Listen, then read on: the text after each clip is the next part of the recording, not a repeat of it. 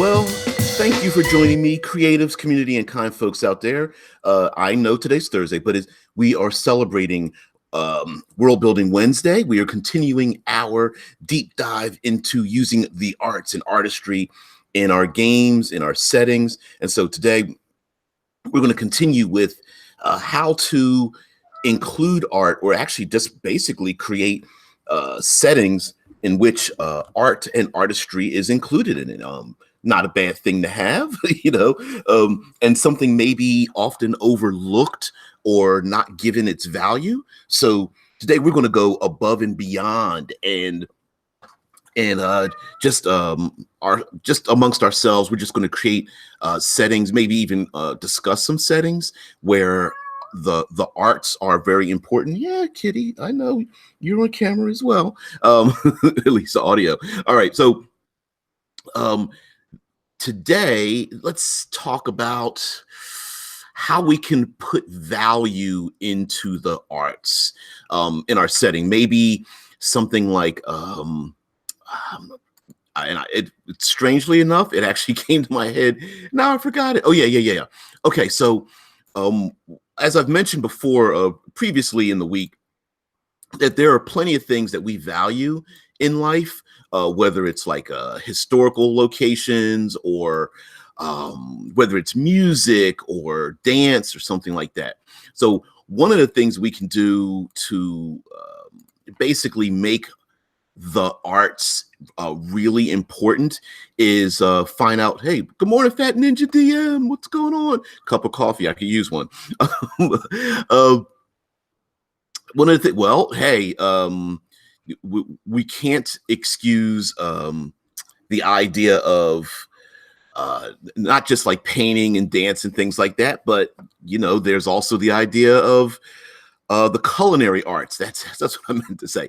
Yeah, culinary arts are very important as well. So one thing we can do is to stress the importance of having or being a part of the arts and having rewards for being a part of the arts. For example, it could be very important to wear the certain like colors or banner of a particular kingdom, and portraying yourself that way. If you're wearing if you are deceptive and wear the colors of a rival kingdom, but you are not part of that faction or kingdom or criminal organization or knighthood or martial arts school or something like that, there could be extreme reprimands for deceiving those individuals. Kitty, what's going on? There we go. All right, there we go. Back in line. All right, so one thing we can do to add in the arts in our setting, of course, is to stress its importance, and we could even combine it into what's going on in our world. Like for example, on Tips and Tricks Tuesday, which actually aired Wednesday, we talked about having like cities where there are murals on the walls, and the murals on the walls are actually where the spells are kept. So maybe particular regions are known for specific arts. Like, let's say, in the desert lands, it's chanting, and to the northern lands, it's dance, and to the eastern lands, it's sculpting, and to the western lands, it might be the culinary arts or something. And you could flavor your world in such a way that those people from those particular locations either use magic, or they have skills, or there is using Dungeons and Dragons jargon, there's a gold piece value to having those particular arts, whether it's into fashion or the design of weaponry or anything of that nature. So, for example, maybe if you want to learn the Thunder Wave spell, you have to go to, the Western lands, or the Southern lands I mentioned before, where they do chanting and singing and develop the vocal arts. And so, in order to, maybe get those sound-based spells, silence, as a priest, or thunder wave or charm person or some kind of hypnotic ability that's verbally induced, you have to go to the southern lands, and that's how you cast a spell. So if you were a northerner and you use that ability, maybe those northerners know that that's where you've been. Maybe they know that you've made some kind of a contact with someone because you have at least learned it, which would be maybe you were unable to steal it. Although in another realm, maybe sculpting is very important, and you must gather. Each sculpture is reminiscent of a spell. So there might be these small statuettes, and hoarding these statuettes give you your abilities and your power, or maybe holding one of these statuettes up in your hand, or placing it down, against the wall, or placing it on the ground allows you to summon whatever was sculpted. And someone either had to teach you those arts or make those sculptures for you for your use. So the sculpting of a bird becomes a real bird or something of that nature. And it could be like a sympathetic style of magical arts. Let's say, for example, in the setting, and you could shape it that way. Also, ignoring the idea of needing to link magic with art, it could also be part and parcel of the culture, even in the warrior arts. For example, we know that at least as far as like the samurai were concerned, it was imperative that they learned certain types of I guess we could call them softer arts, to make it kind of derogatory, as far as like poetry and haiku, flower tending, topiaries and calligraphy and those kind of things. And so it might be necessary for or it might be a point of honor, or even to gain audience with particular individuals, that you are known as a warrior who has painted great pictures, or a warrior who's able to sing great ballads and such, to rally the troops. Or artistry is another form of immortality, and so it could be extremely important for like the nobility, or even the small folk, to gain some kind of foothold in society, to gain something better. But let's bring it back to a perfect example of reality meeting art, and how we can use that and go to the far darker side. All right. So here in the States, we have basically two locations that are part and parcel of the arts, and that would be Hollywood, California. Good morning, Scott Poe. Hollywood, California, and deep in the heart of New York City, right? Those locations and the dark underbelly of those locations, absolutely positively, is the economy, the motivations. I mean, some of these places only exist because of the arts. And Dead Man the Storyteller says, voodoo, crafting voodoo dolls gives you power over the subject. And it could be, though, those voodoo dolls are based on how well you've created them, right? Like your ability to not only gather the supplies, but to make them as sympathetic as possible, not necessarily realistic, but as formulaic to that particular individual or location or type of animal or something of that nature.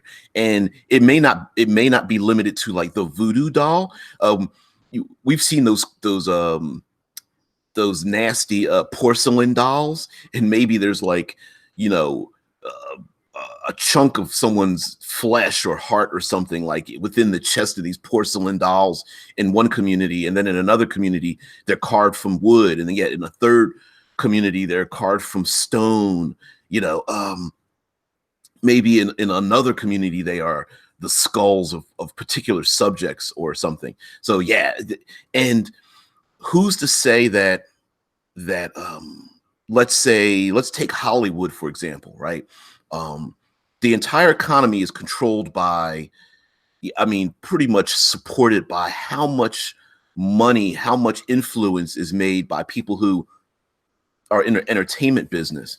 And what better way to entertain people than to have something that draws them in, whether it's magic, whether it's by voodoo, causing people to come in to control, maybe using power or influence or bribery to make people perform for your faction instead of others. There's always back deals. There's, discrediting people, assassinations, ruining people's careers, trying to recruit people from others, signing people in these indentured servitude contracts, to have people perform, to basically hypnotize the masses, right? To draw in the masses with your music and your visual images, whether it's like whether it's your actual acting ability, or whether it's spells being cast that hypnotize the masses. And sure, you could do like a mass, I don't know, charm person or something, which is all right, but imagine the individual that has crafted a simple spell like a thaumaturgy or prestidigitation to conjure up the right sound that just seems to draw people in. Not quite hypnotic, but something that elicits a reaction from people, whether it's music or the sights, or recruiting fey creatures to your side. In this gamble of theater houses and street performers who are trying to achieve notoriety, and noble houses and wizards and people up on high who are looking for the next best thing to draw them to their side. I mean, in the entertainment business is what have you done for me lately? And that could be a big thing, right? So maybe the PCs, when they start out, are, at the bottom of the totem pole, and they're trying to gain some notoriety in their music band or their theater or something. And maybe they're even like the improv is like gladiatorial games, but they are acted out. They are like the reenactments of like famous battles, or reenactment of political intrigue, or these are plays like Shakespeare, but there's actual blood drawn in these circular like theaters, where they not only have to fight each other and cast spells at each other and fight monsters, but they also have to remember their lines or improv while they're being attacked by, I don't know, dire lions and owl bears in the pits or something. I mean, you could really go pretty far with it, especially when it comes to the backbiting, the threats, the bribery, the assassinations, the blackmail, like the ruining of people's careers because of something that the people may feel is like untoward for their famous individuals. As I was this morning, guys, and I come in on gladiators. Yeah, just talking about theater gladiators, right? Just like they're not just gladiators. Like they actually have to improv particular scenes in order to appease the crowd. And it could be that the crowd is maybe the crowd in this particular setting that you're creating, like if they're not entertained, they can quickly turn on the rich people, the nobility, the merchants and such. And so they have to be appeased constantly, just because there's so many of them and they're so influential.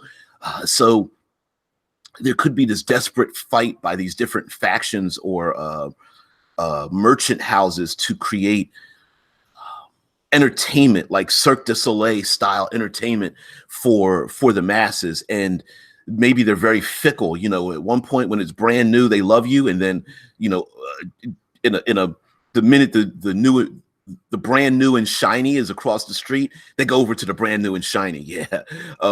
Dentistry. Oh, don't bring that up. Oh, everything did not go right. Sorry about that, man. Yeah, I remember having my wisdom teeth pulled out. My cheeks just puffed up like Dizzy Gillespie. I think they're still kind of puffy from that point. What the hell? So, talking about artistic settings, I was trying to think of settings that we know of in pop culture and RPG community as well, where artistry is extremely important. And I was thinking, like, if you take very much of like Egyptian styled, I couldn't pick any particular setting, but Egyptian style themes come to mind when it comes to erecting. I mean, yes, it's part and parcel of uh, like the god kings, like pharaohs, but there is an artistry involved in it, and this manic need to live forever, to be drawn to another place, another world, and using that in a way to, how can I explain? To design things when it comes to faith and when it comes to power, that there's a need for the kings to erect monuments to themselves and the people who believe in those monuments, sphinxes, and using gold or jade or other things. As Olive says, cinematography is very much artistic in and of itself. And yes, I mean, even in a modern context, cinematography, the props used, the writing, the actors, the music, the sound effects, all that stuff has to come together, and it comes together in a beautiful ballet. And all it takes is for one department to like drop the ball to, pull you out of this artificial realm you're being pulled into. And going to let's do a little deep cut for comic book fans out there. I mean, you could very much create a setting where it's like a Mojo verse, where there are people who are watching and the characters in the PCs are engaged in like these micro dimensions, but it's people are watching the PCs engage in these life or death situations for their own entertainment. And it could be the players have to escape, or maybe they have to spend so much time in these like micro dimensions. And it could be, they could literally be in another dimension and they're being watched by like, the demigods of the populace on high. Or it could be that there are these entertainment realms where it looks like a gladiator pit, but when you walk into the pit itself is like a pocket dimension. So if you walk into the pit, the creators can summon moving ice flows, right? Like the ice can flow from one wall, flow under your feet, you're balancing on the ice, it's frigid, and then the ice just flows into the opposing wall where their spectators are there, but the ice doesn't make them cold, and the ice just disappears into the wall. And it could be that you and the PCs, and there's enemies there, and like you have to survive these death-defying things. And if you survive, I don't know, the 9 trials of the great theater acts or something, you're able to bargain for your freedom. But no one wants you to leave because they're earning too much prestige and too much money from it. Yeah, the Running Man with Arnie. Yeah, Arnold Schwarzenegger. Yeah, the Running Man's a perfect example of that too, right? The Running Man gamer is another example of that, where you have people participating in death games. The driving prisoners have to death race movies as well. Yeah, or death race, exactly, right? Where to either to shorten your sentence or for the enjoyment of the masses, like you have to participate in something. And hell, even what's the Rock'em Sock'em movie? With Hugh Jackman finds out he has to take care of the kid and he hates it, but it was actually based on Rock'em Sock'em Robots. I know you guys know it in chat, but I mean, there could be this idea where it's like life or death for the PCs, but it's for the entertainment of the masses. Now, of course, that sounds kind of like a one shot or a small shot. Real Steel, thank you, Dead Man, because Dead Man the Storyteller always coming through with the info. Yeah, Real Steel, actually quite bizarrely enough, a really good movie. I'll give it a 7. Maybe you pump it up a little, 7 point low, like 7.3 or something like that. Yeah. Also, I also recommend the Blood Drive TV show. Oh, Ready Player One. I'm gonna do a deep cut and suggest to you guys to look up Series 6. It was a docu drama movie, a satire about a filmed as if it was a live action TV show, but the people were recruited randomly and given like a Glock and told that the other participants in the game show had to kill each other. And it's called Series 6. It's really good. There's a pregnant lady. There's this family that wants their daughter ends up participating, and they've been training their daughter to shoot guns and practice martial arts, and the daughter doesn't want to do it, but the mom and dad are like, you're going to be, the Hunger Games is a great one. And now the hard part in creating these like entertainment is death kind of things is extending it out, especially if you want to do like a campaign, because there has to be some kind of buy-in from the players that they can't escape right away. Because the first thing that's going to happen is once the players realize they're being used, it's like, well, I'm getting the hell out, right? So if you don't want it to be a one-shot, the players are going to have to accept the fact that it's going to be extremely difficult to get out. And so part of the game could be both participating and finding like allies or clues or keys or specific things to escape. Like in the Hunger Games, it was the idea of, okay, we're fighting to survive from poisonous traps and hunting dogs or something like that, whatever is in your game world. But then they have to meet maybe an ally or figure out how to the timing on getting past electronic gates or something like that. Azala says, I think Blood Drive does a very good job of extending it. It's a race, but there's a lot of different genres thrown in every episode. I've never seen the Blood Drive TV show.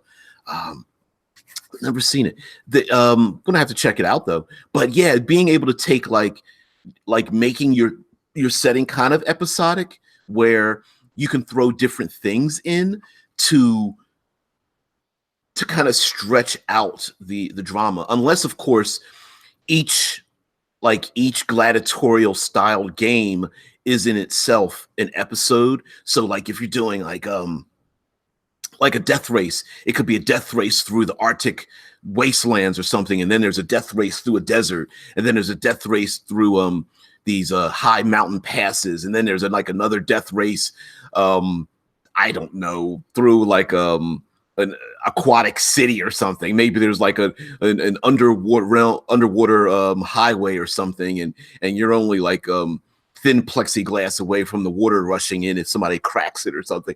I don't know, but it could be racing across plains or racing across like Pikes Peak, racing up to the top of a mountain peak or something.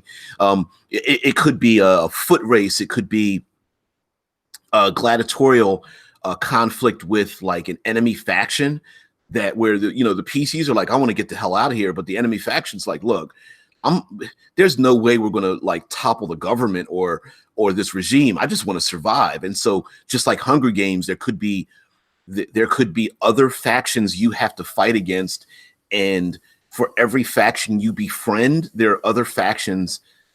It's like the enemy of my enemy, and it could be the friend of my friend is my enemy, kind of thing. So that could be possible as well. And using like Dungeons and Dragons, for example, there could be the Goblinoid faction, and then there could be the lizard scale faction. It's like a Slytherin kind of thing, where there's like dragons and lizard folk and dragonborn maybe in one faction, and then maybe you have another faction of like human faced mutants, whether it's like manticores and sphinxes and harpies, or yet a third faction or something.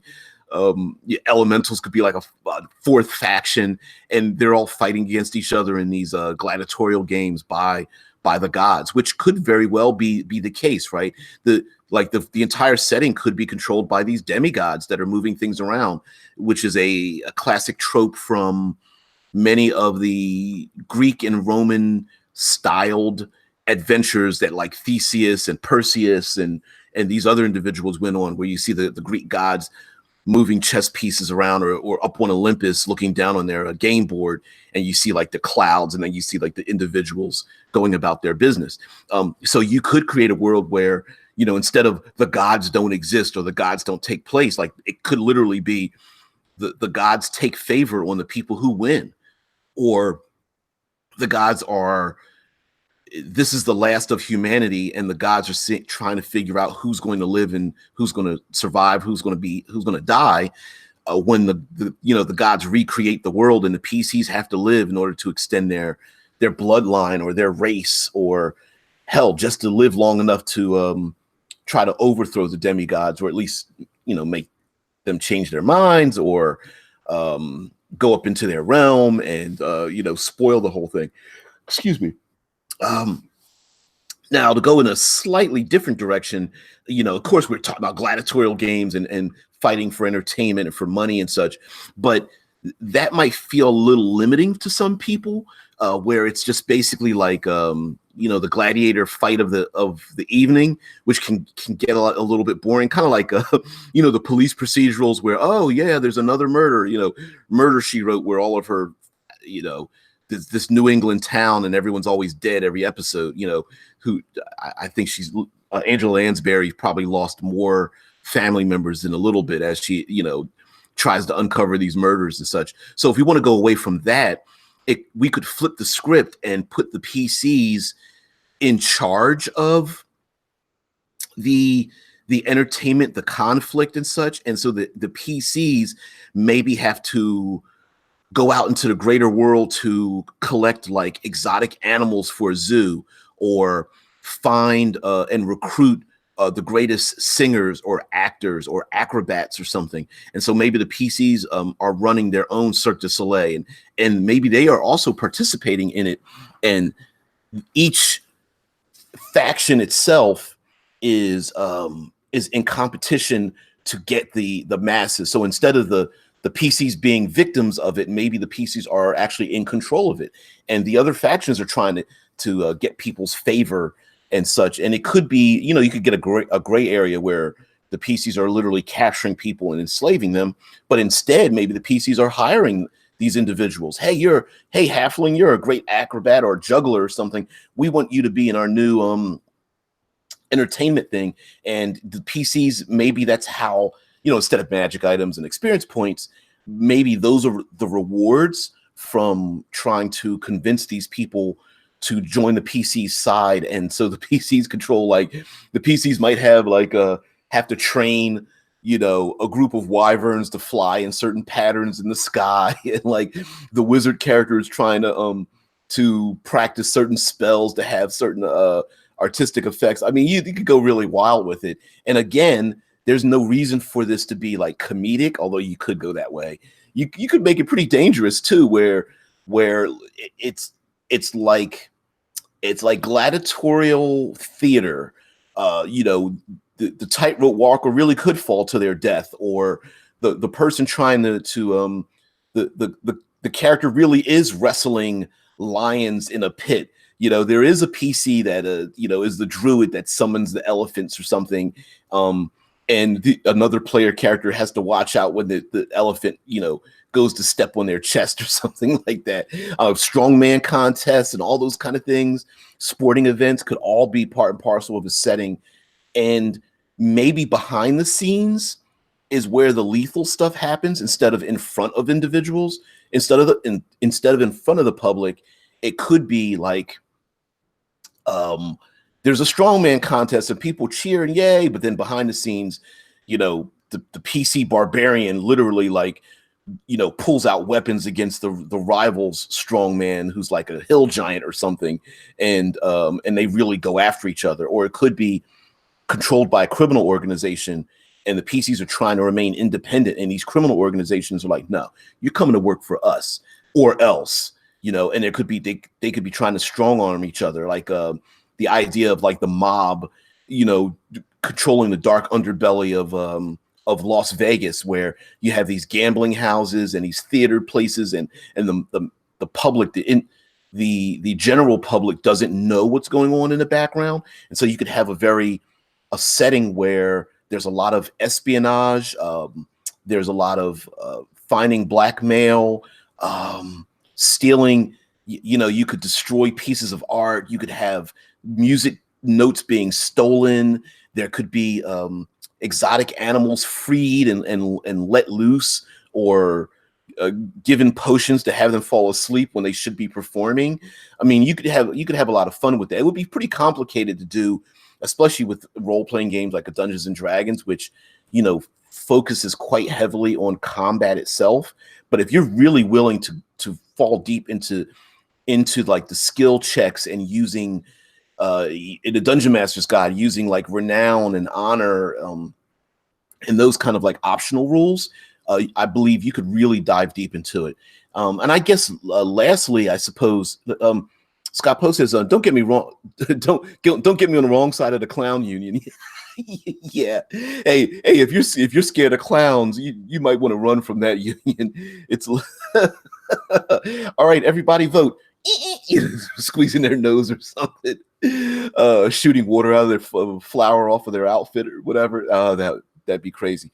Although, you get enough clowns together, they make their own bag of holding or portable hole, especially if you get a clown car going. So they do have that class feature.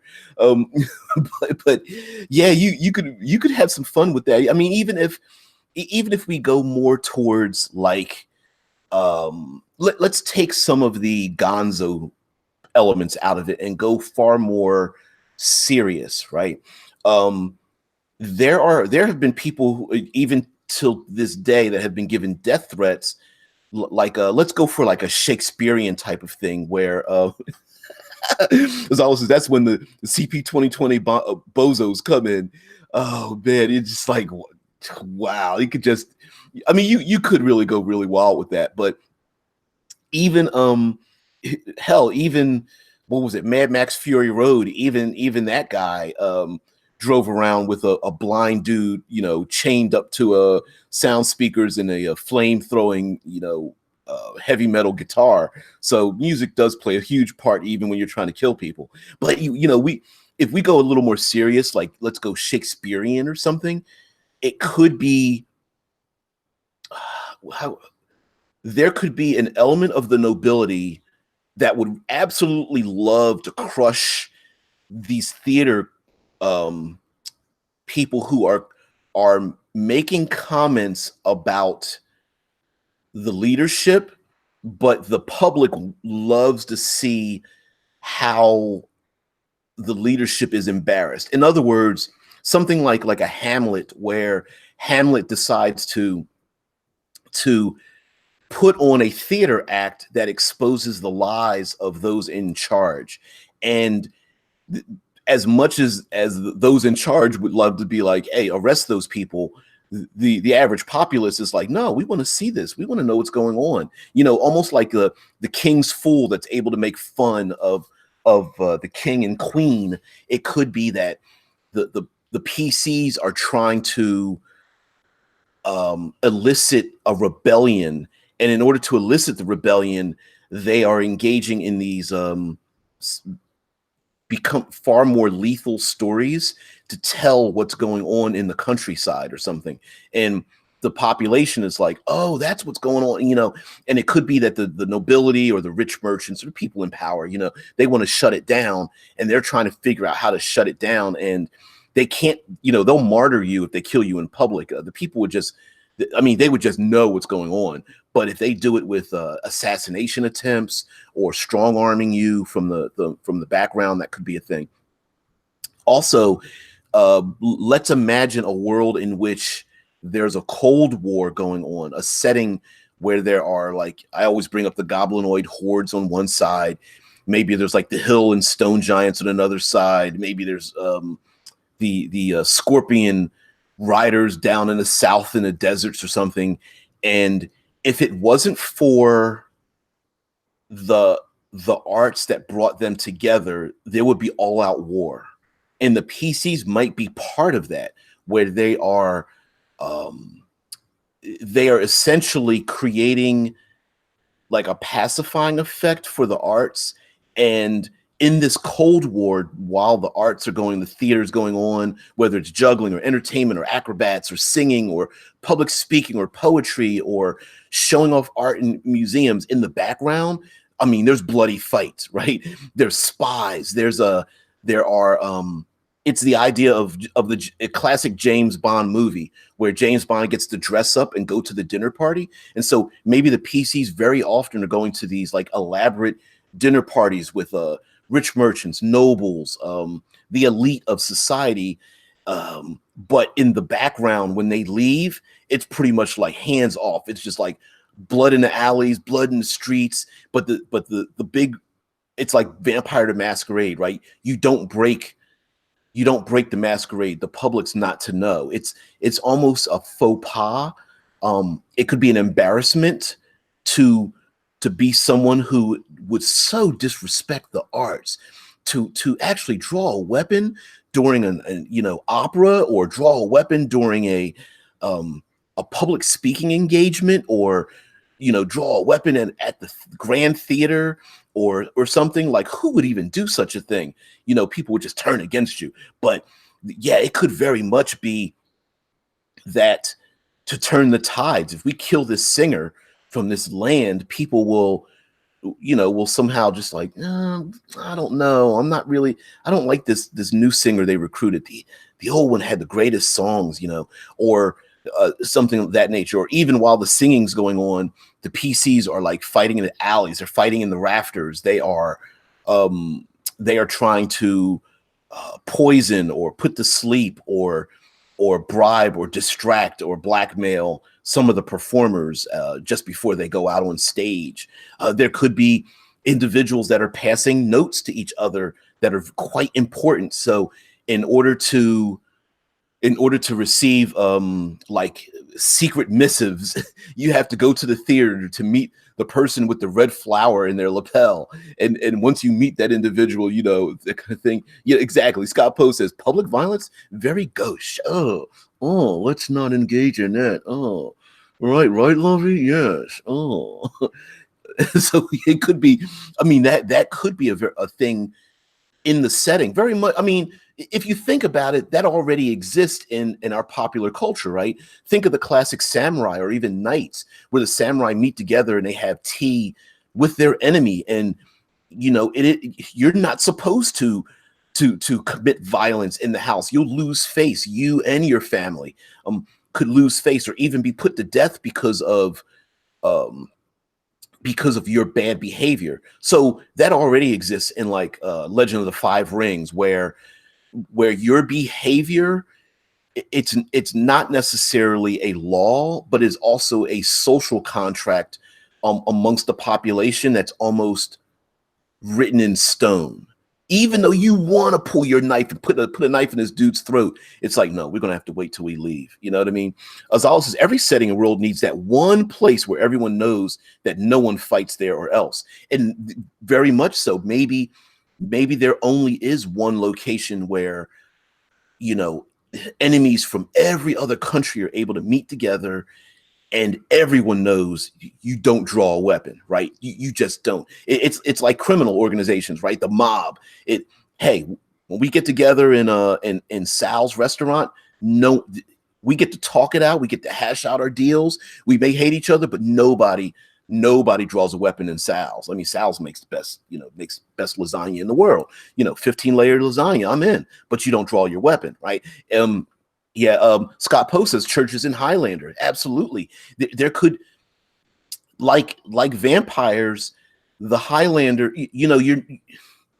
sometimes you're never sure whether the Highlander thing is that a physical limitation on them? Is that a biological imperative? Like, a church is a place you just can't fight. Like, they physically couldn't draw their weapon? Or is this such a culturally ingrained thing that they can't do it, kind of like instinctual, like dogs turning on their back so that the other dog doesn't bite them, you know, as a sign of submission, right? Is there something in the world that is of such an imperative that prevents the PCs from, or not just the PCs, but from anyone from engaging in violence in specific locations? I mean, it could be in your world. Tesla Ranger says holy ground, not just churches. Absolutely. Because holy ground could be something that's Buddhist or Taoist or Zoroastrianismic. I don't know. Not everyone has a church, but there could be like a Shaolin temple with the Highlanders. Talking about the Highlanders, it could be Shaolin temples or holy ground as well. Or a battlefield could have been a holy ground or consecrated as holy ground. And so then they couldn't do something, you know, in that world. And so maybe in your setting, the gods, or maybe the faithful of the gods, mark something Zoroastrian. Yeah, I was trying to turn Zoroastrianistic locations. I don't know if that makes sense, but I made it up, so it's real. I am correct because I said so. No. It could be like maybe there are church faithful or saints or the gods themselves or demigods that consecrate particular locations. And so in this particular setting, you know, of course, you talk with your PCs like, hey, holy ground, you cannot engage in violence, period.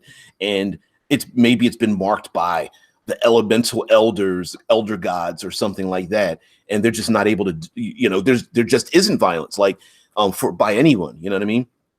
Dead Man Storyteller says holy ground resulted in the Highlanders quickening being wasted, as evidenced by the TV series. I didn't realize that. I don't remember that. I do remember the TV series. I don't remember everything. It was a great series, though. I kind of missed it, even though it had a hell of a lot of plot holes. Like the Highlander series is plot holes you can drive through, but whatever. Combined movies and television. But anyway, Prue says Viking longhouses or camps. If the boat broke bread with you, you would be safe and be expected to keep peace as well. If the host broke bread with you, you would be safe and would be expected to keep peace as well.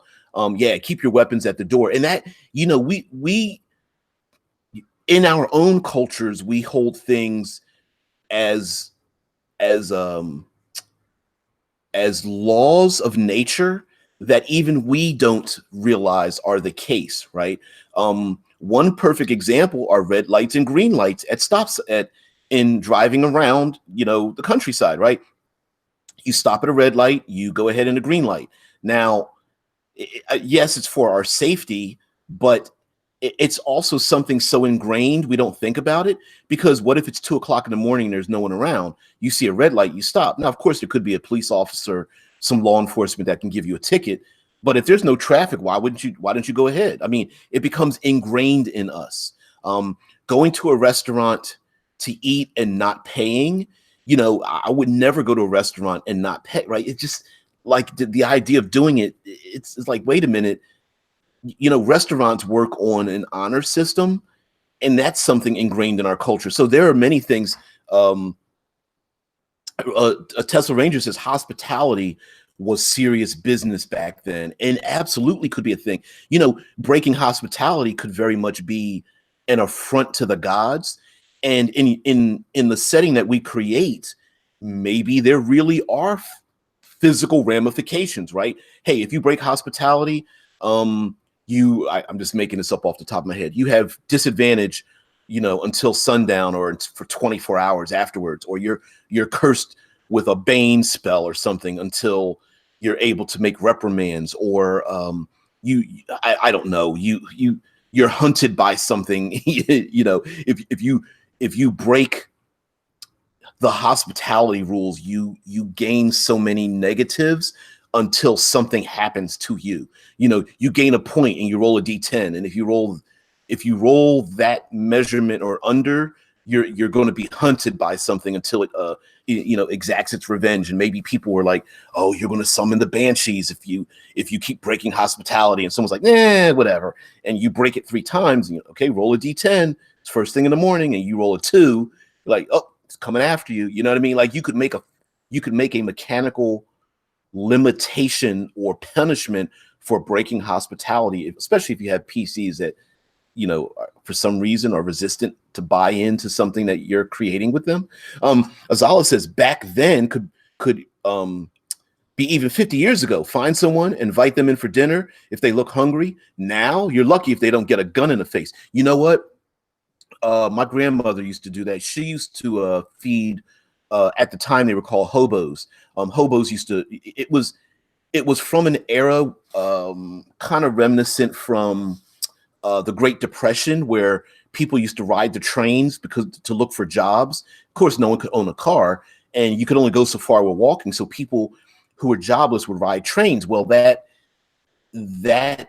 became a thing, and so hobos would mark walls riding trains that would give indications on homes where you could get a good meal and maybe some work. And my grandmother used to feed hobos. They used to, cut the grass or do some yard work or paint the porch or something like that. They would do a little bit of work. And if nothing else, she would just cook up a big old meal on a Sunday and feed these people throughout the week. Now, at that time, it kind of faded away. The hobo thing kind of faded away. But, I was born in '70, so by that time it was gone. But you're absolutely right, Azala. Like back then, it'd be like 50 years ago. And maybe there in this setting, there's a transition from the honor of the old ways to people who are trying to break the traditions. And maybe the PCs are supporters. They are enforcers of the old ways. Maybe they are the ones who are not just hunting down, but they're like the law enforcement or the social enforcement of breaking the old ways and breaking, the hospitality rule of no violence during times when we meet together to hash out, treaties amongst the different factions. And oh, by the way, while we're hashing out the factions, let's engage in our entertainment. And it could be kind of like the idea of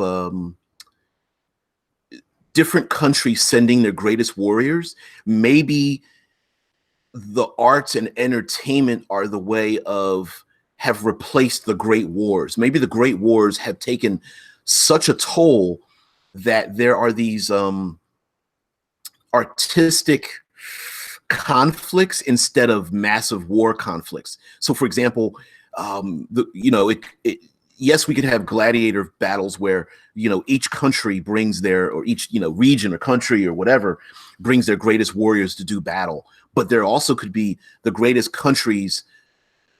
It's a way for each country to prove their wealth, their power, their culture, their faith by bringing in music, the arts, sculpture, paintings, poetry, dance, culinary arts, and by displaying their wealth or their culture, they are able to influence the general public to say, hey, look, we've brought, we're hosting the theater interaction this season, and look what we could do. We've picked the rarest of flowers and handed one out to each person involved. We've gathered the greatest musicians to play the greatest songs that can lull you to sleep or energize you or get you to party for weeks on end.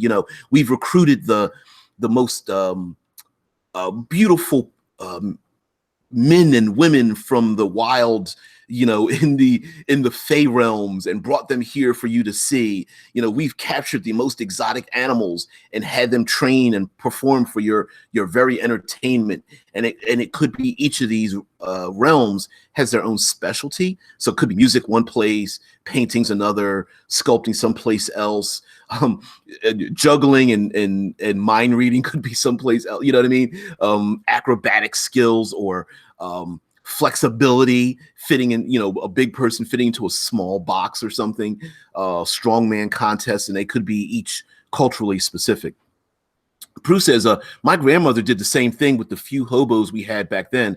They were usually knife honers, packing lunch for them, and they'd sleep in the hay loft if they needed. Yeah, I mean, we tend to, not think of those things, and that ability of having hospitality. If you want to run an extremely gritty setting, where I believe one of the settings is called Torchbearer, where Torchbearer, Conan, Dark Sun, hell, this one, Cryfoth, any kind of like the post-apocalyptic style settings. Maybe the PCs are there is some reprieve because there's an ingrained sense of hospitality, and like Prue says, there could be players that are skilled at honing knives, skilled at weaving, skilled at pottery, or animal husbandry, and any number of what we would consider very base, blue collar, work with your hand kind of skills. And maybe that's how PCs are able to survive. Like, it's not so much, hey, we're going to fight the dragons. It could be, dude, we're just trying to survive to earn a meal. Like, there's almost no such thing as like handing out tons of gold. Maybe the few people who are able to earn a few pieces of copper are rare and far between, and it's just mainly stitching together scraps of cloth to travel to someplace else and hoping that someone has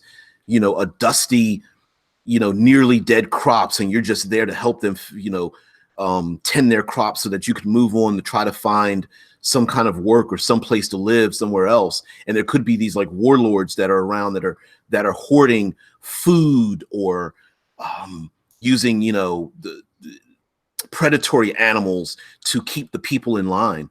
Azala says, meanwhile, my grandma stabbed a knife through her husband at the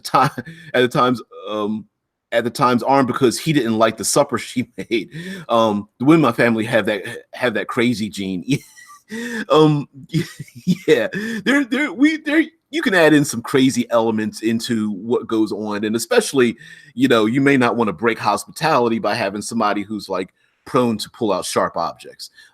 Not to make light of those kind of situations, but very much so, you could have a situation where the arts have disappeared so much that people are trying to uncover them, especially if you have something that's extremely post-apocalyptic, right?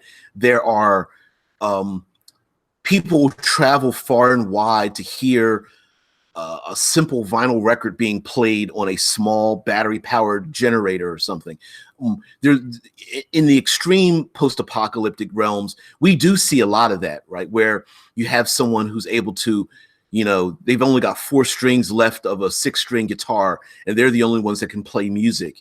Or there's a traveling troupe of people who entertain the masses as they go from city state to city state in a post-apocalyptic realm. And while they're there, they're trying to earn some money or maybe get some canned foods or something, and they're entertaining people. And there's always the mayor that's like suspicious of these individuals because they are quote unquote not contributing to society, but at the same time, maybe they're teaching young folk or learning poetry or something like that. Prue says, "Oh, have we talked about forbidden art and censorship yet?" No, we haven't. We haven't done that at all. Hey, babe. Hey, yeah, we're both tired. No, we haven't talked about forbidden arts and censorship, which is another thing, right? It could be that in a setting where it could be extremely draconian, and the arts are a way to have people remember where they came from, or to express information, kind of like how capoeira is a martial art that's able to continue a culture, but it's kind of like hidden away. There could be, book police, burning books, or you're arrested if you dance or you create music or something, and the censorship could have a physical effect, meaning like maybe in a legendary realm in the past, it summoned harsh elementals or affected the weather, or there were rumors that it cracked the earth, and this is why we live in a post-apocalyptic realm and you're not allowed to do that anymore. Or it could just be plain old dictators. Hey, you want music, make the music about me. You want theater, the theater's got to be me, and I'm going to be the hero. Like, it could be straight up a-hole dictators, which we have a number of them in the world. And it could be, you're going to erect a monument. Yeah, you're going to erect one, and it's going to be about me. And there could be like almost like a thought police going around stopping people from engaging the arts, and it could literally be killing people's spirits. Yeah, Tesla Ranger says we talked about Footloose yesterday. Yeah, but what the modern take of Footloose was about, like a party happened, and after the party, the kids got in an accident, and many of them died. And so then the idea was, well, it's the fault of having these dance parties, so they stopped them. And so it could just be a misdirected imperative, blaming the arts for something that the arts had nothing to do with, but the people still believe that it will fix everything. Yeah, Proust is like in 1984 and so many other books, where artists are in mortal danger and are only used to produce propaganda and stuff. Yeah, and it could be the PCs are trying to free the artists who are being forced to create propaganda, and maybe they're really good at it. Baby? Yeah. You all right? Yeah, I'm scared. The roads are really bad. Are they? Yes. What's it look like out there? Bad. There's ice everywhere. All right. Slow and careful. All right. All right. Yeah, there we equilibrium. Yeah, it's snowy and icy here. We got some snow overnight here. This is terrible. Yeah, equilibrium's where the lesson was that the passions of the past caused us to have these great wars. So everyone takes prosium, which they in the movie, I think the director said they wanted to actually make the drug equilibrium, but they weren't able to use it for copyright reasons. So it's called prosium. But an alarm would go off and everyone would stop and inject themselves with prosium to diminish, to flatten out their emotional responses. And of course, they had the thought police, right? The sense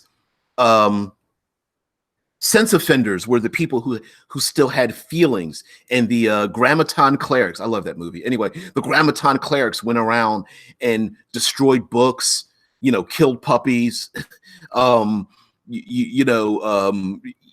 all those kind of things. Of course, Sean Bean, the great actor, who's very famous for dying in just about every one of his movies and television appearances, had like a John Keats poetry book or something, and got shot in the head while trying to read it. You tread upon my dreams, from poetry. I mean, those things are just terrible. Yeah, as Al says, it's raining and cold here. Yeah, no, we got freezing rain and snow a little bit. Central Ohio, whatever. Yeah, so I mean, very much we can go into the idea of these artists of various types, painting, sculpting, poetry or whatever. Either it's being crushed out of society, or maybe they are recruited, and that's how the dictators stay in power, because these artists are great, but they're just being forced to do it for these dictators in themselves.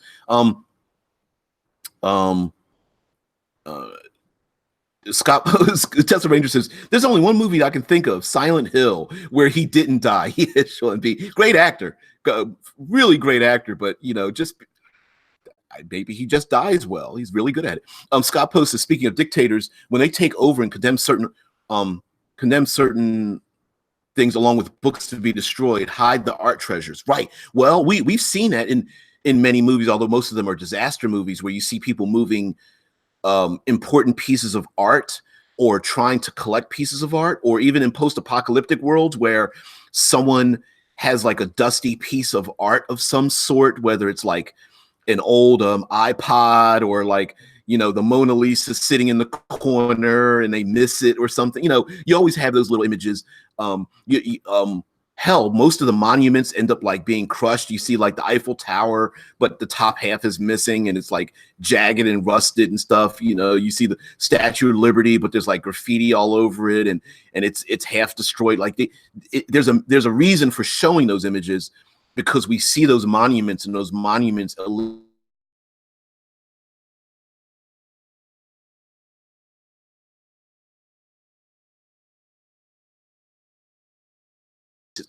even, you know,